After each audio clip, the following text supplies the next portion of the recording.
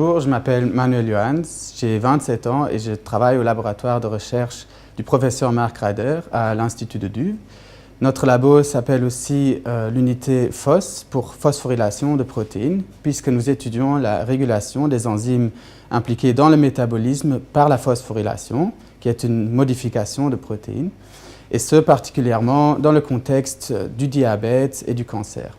Nous travaillons avec des molécules qui sont capables d'activer l'AMPK et en fait l'AMPK, une fois activée, peut diminuer l'action du glucagon au niveau du foie, c'est-à-dire diminuer la production de sucre par les cellules du foie, et nous croyons que ceci peut s'avérer utile pour le traitement du diabète.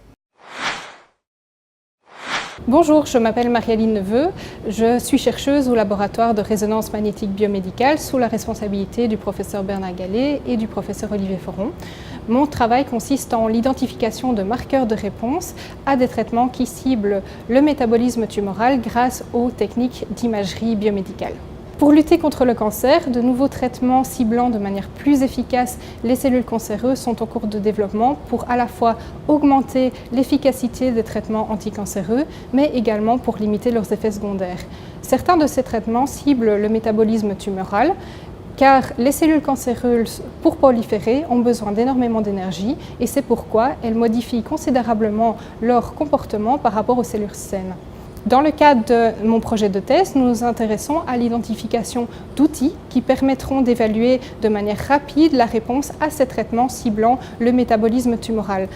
Plus spécifiquement, nous tentons d'évaluer l'intérêt de techniques d'imagerie telles que l'imagerie par résonance magnétique et l'identification de ces marqueurs prédictifs de réponse à ces traitements permettront une meilleure prise en charge des patients. Hello, I'm Aishwarya Vishwanath. I'm from India and 29 years old. I'm a doctoral student in European Union project Erasmus Mundus Nanopar, and I'm between two universities, which is Université Catholique de Louvain, Belgium, and University of Nottingham.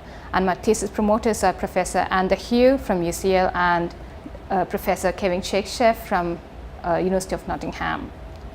So my thesis title is Dental Stem Cells for Spinal Cord Injury, and I'll be using injectable matrices, special matrices for delivering the stem cells to the spinal cord.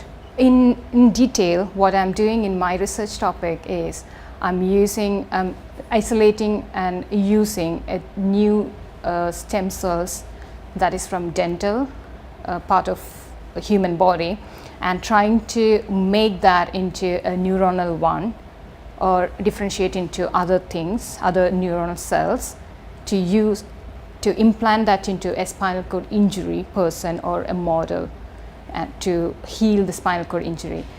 In order to implant this one, I'm using two matrices, which is a hydrogel type of matrices and a microparticles, so that these matrices will protect my stem cells when I inject into the spinal cord. Bonjour, je m'appelle médecin G. Thomas, j'ai 28 ans et je travaille pour les professeurs Dessy et Ormand des laboratoires FAT et CARD. Et mon sujet s'articule autour de l'hypertrophie cardiaque et de son implication dans le tonus vasculaire.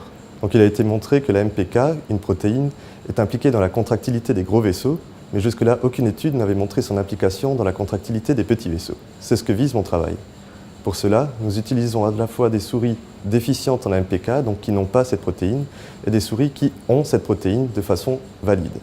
Et nous comparons la réponse contractile entre les animaux qui ont cette protéine et qui ne l'ont pas pour voir s'il y a des différences.